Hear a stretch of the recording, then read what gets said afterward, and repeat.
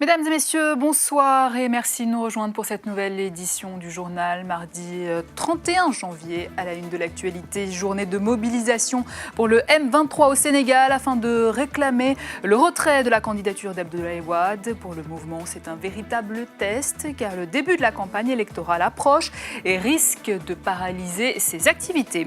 Au Burundi, le tribunal de grande instance de Bujumbura a rendu son jugement sur le massacre de Gatumba. Cette prévenus ont été condamnés à la prison à perpétuité. La société civile et la défense dénoncent une justice deux poids, deux mesures.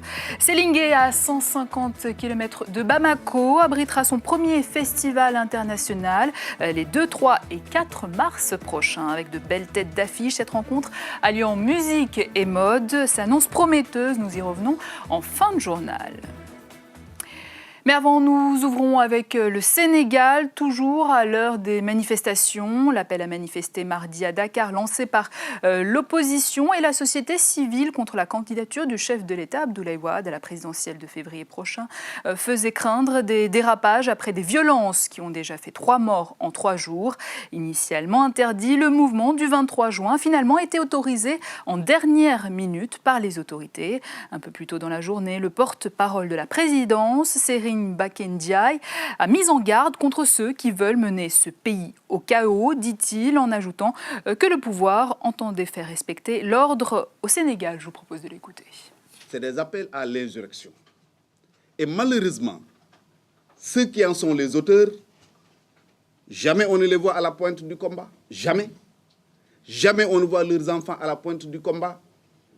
Et à la moindre difficulté, ils sont les premiers à disparaître. Nous pensons qu'il est irresponsable de vouloir jeter les enfants d'autrui dans la rue, de les mettre en face des forces de l'ordre pour aller se retirer tranquillement comme si de rien n'était.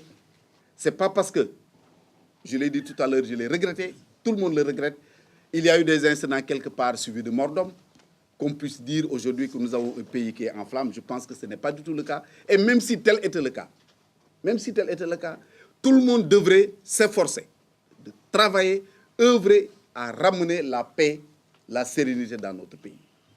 Le monde entier nous regarde. Et nous vous en parlions dans notre précédente édition. Les chefs d'État africains réunis à Addis Abeba en Éthiopie se sont séparés sur l'ajournement de l'élection du président de la Commission de l'Union africaine. Ce 18e sommet a toutefois permis de réaffirmer la volonté du continent de renforcer, de développer le commerce intra-africain. Et le chef de l'État congolais, Denis Sassou Nguesso, qui a pris part à ces assises, a fait un point dès son retour au Congo. Boris Agapit. Rideau sur la 18e conférence des chefs d'État et de gouvernement de l'Union africaine, tenue du 28 au 30 janvier à Addis Abeba dans la capitale éthiopienne.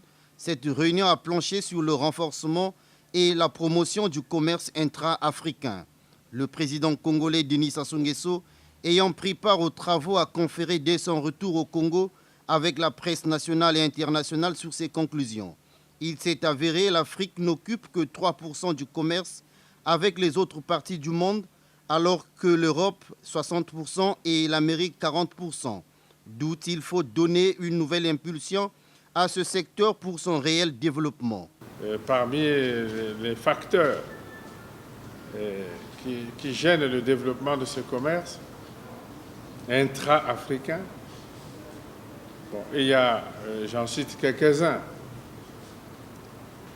Il y a d'abord cette volonté politique. Il faut avoir la volonté politique de l'intégration. Répondant par ailleurs à une question des journalistes sur le non-lieu constaté à propos de l'élection du président de la Commission de l'Union africaine, Denis Sassou Nguesso précise que le président est élu par une majorité qualifiée des 2/3 des pays membres de l'Union africaine. Après avoir procédé à plusieurs tours de scrutin, On a constaté qu'aucun des membres n'atteignait la majorité des 2/3 des membres de l'Union. Et alors, les textes prévoient que dans ce cas, on suspend le scrutin pour le reprendre. La question du développement durable n'a pas échappé à ces chefs d'État africains. Aussi ont-ils marqué leur adhésion à la communication faite par le président congolais sur la position commune de l'Afrique, qui doit parler d'une seule et même voix lors de la conférence de Rio+20. Le clou de ce 18e sommet des chefs d'État africains aura été l'élection du Béninois Thomas Yayi Boni en remplacement de l'Équato-guinéen Théodore Obiangema à la tête de l'Union africaine. Un mot à présent sur la Libye, où l'autorité morale du Conseil national de transition, le CNT, est largement remise en question. Selon plusieurs organisations de défense des droits de l'homme, dont Amnesty International, la torture sur des détenus serait généralisée dans le pays. Elle vise essentiellement des partisans présumés de l'ancien régime et des mercenaires africains qui ont combattu la rébellion sous les ordres de Kadhafi. Plusieurs cas de décès ont également été constatés, notamment à Misrata et dans la région de Tripoli. En signe de protestation, Médecins sans frontières a suspendu ses activités à Misrata. Pour sa part, le gouvernement libyen a rejeté ce lundi toute accusation, ajoutant que s'il y avait eu des cas de torture, il n'en avait pas eu connaissance.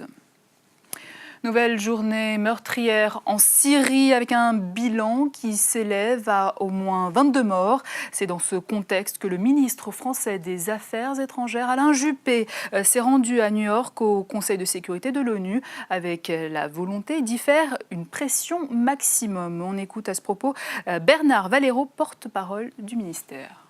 Le pays est en train de glisser dans une spirale de la violence. Les derniers chiffres qui ont été donnés par les Nations Unies, parce que les Nations Unies ont annoncé qu'ils ne feraient plus de comptage des victimes, qu'ils n'avaient plus les moyens de le faire, c'est que le chiffre de victimes avait dépassé les 5500 morts. D'après nos propres évaluations, nous sommes bien au-delà de ces chiffres-là. Désormais, la Ligue arabe est rentrée en jeu. La Ligue arabe demande au Conseil de sécurité d'intervenir. La Ligue arabe a mis sur la table du Conseil de sécurité un plan pour faire arrêter la violence et pour préparer une transition politique. Il est grand temps désormais que l'on sorte de ce huis clos dans lequel le Conseil de sécurité s'est cantonné depuis des mois et que véritablement on puisse agir. C'est véritablement ce message que Alain Juppé va porter à New York au Conseil de sécurité. Justice à présent au Burundi après l'attaque qui a fait 39 morts en septembre dernier à Gatumba, près de la capitale. Le tribunal de grande instance de Bujumbura vient de condamner 16 personnes, dont 7 à perpétuité. Les avocats de la défense et les agents de la société civile sur place dénoncent un procès semé d'irrégularités. Mac Alix Moshitsi et Dimbuluyo.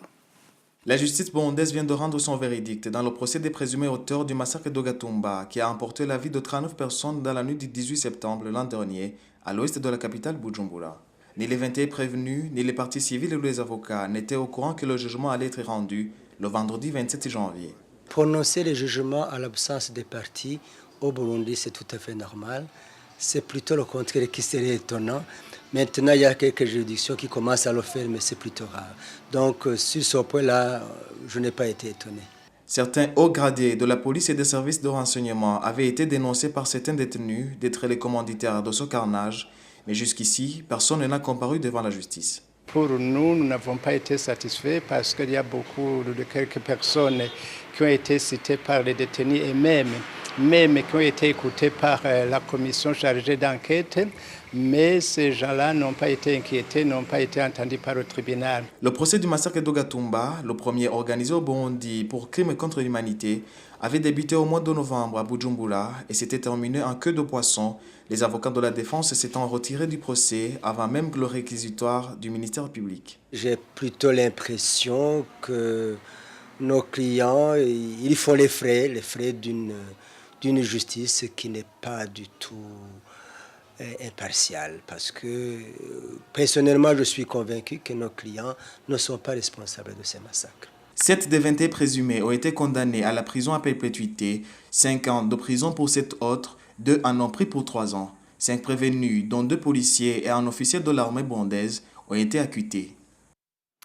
En matière de lutte contre la corruption au Cameroun, le ministère du Contrôle supérieur de l'État a décidé de mettre sur pied une plateforme de concertation, le fruit d'une série de rencontres entre responsables de toutes les structures étatiques œuvrant dans ce domaine. Précision, Mélanie Beteb. Depuis sa nomination au poste de ministre délégué à la présidence chargé du contrôle supérieur de l'État le 9 décembre dernier, le ministre Henri Eyebaïssi a décidé de faire de la gouvernance son leitmotiv et surtout d'asseoir une plateforme de concertation entre les différentes structures chargées d'aider l'État à appréhender les fossoyeurs de l'administration.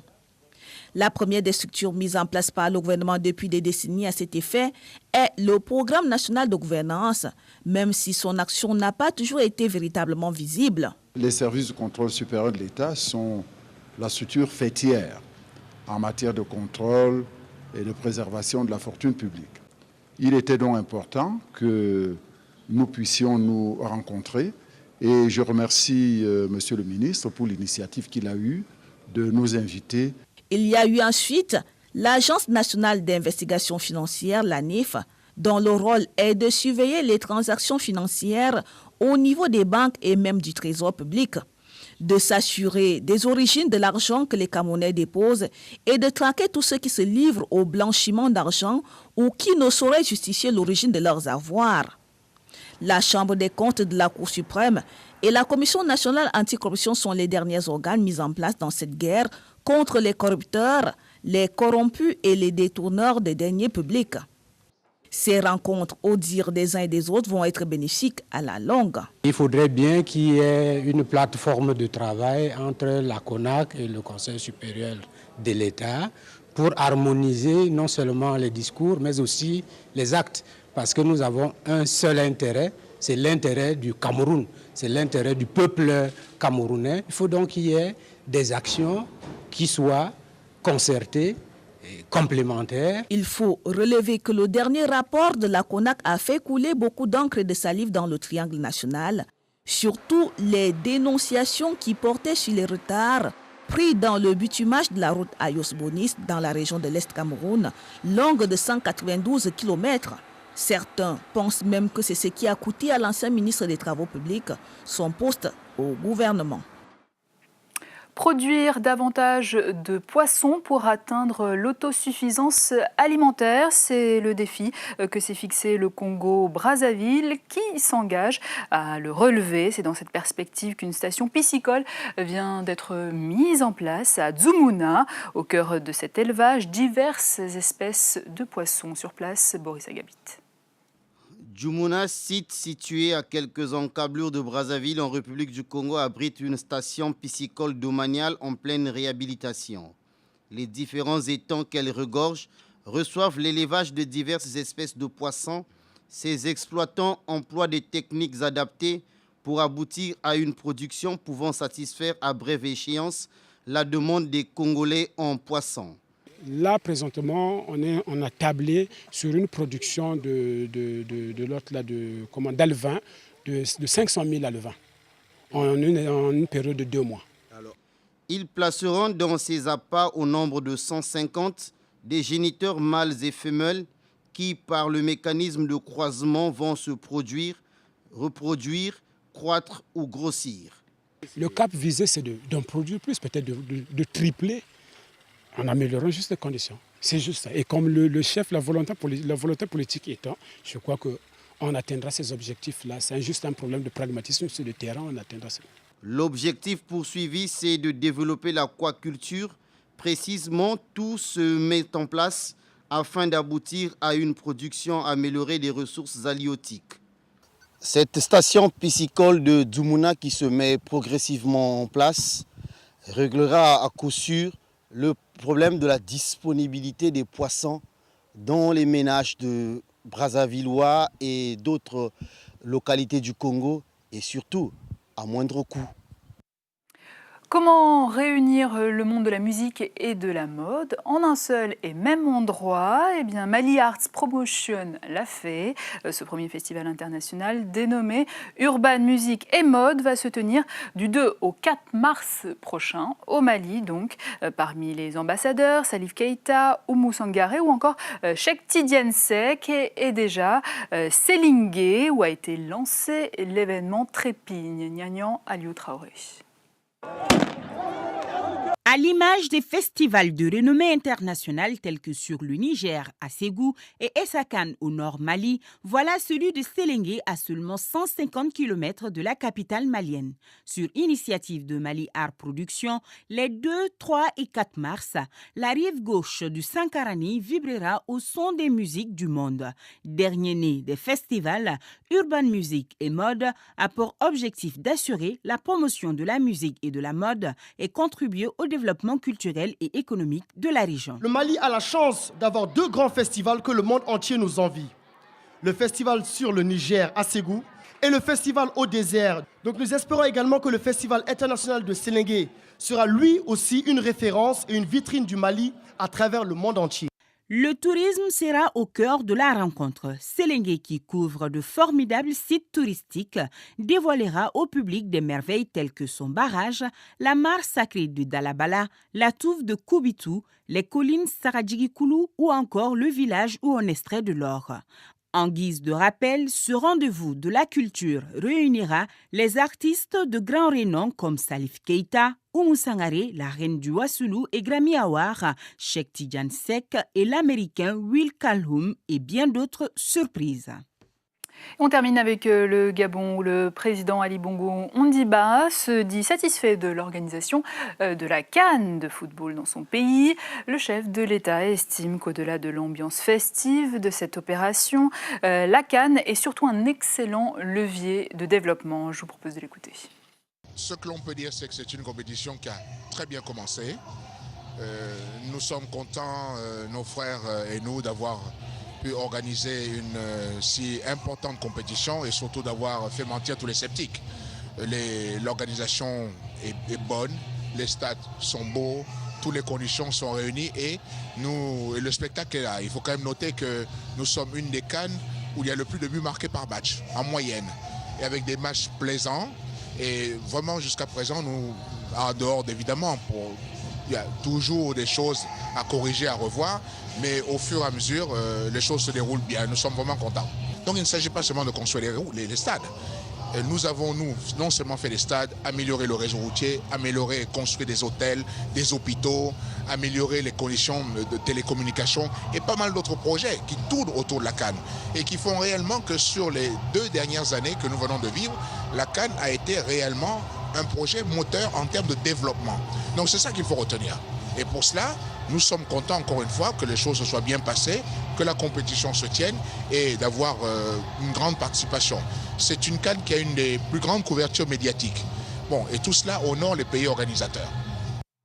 Et c'est ainsi que notre édition touche à sa fin. Mais avant un dernier rappel des titres, au Sénégal, des milliers de personnes étaient réunies ce mardi à Dakar pour s'opposer à la candidature d'Abdoulaye Wade, qu'elle considère comme anticonstitutionnelle. Regroupée au sein du M23, c'est à la dernière minute que la manifestation a été autorisée. Au Burundi, prison à vie pour 7 accusés dans le massacre de Gatumba. La société civile et la défense dénoncent une justice à 2 vitesses suite à ce verdict du tribunal de grande instance de Bujumbura. Et enfin, au Mali, après le lancement du premier festival international Urban Music et Mode à Sélingué, toute la ville est en ébullition en attendant la venue mars prochain des artistes de renom comme Salif Keita. Voilà, fin de cette édition. Merci à vous de votre attention. Tout de suite, le JT Sport présenté par Ahmed Parezo. Demain, Patricia Dreline à cette même place. Quant à moi, je vous dis à très bientôt sur notre chaîne Télé Sud. Merci.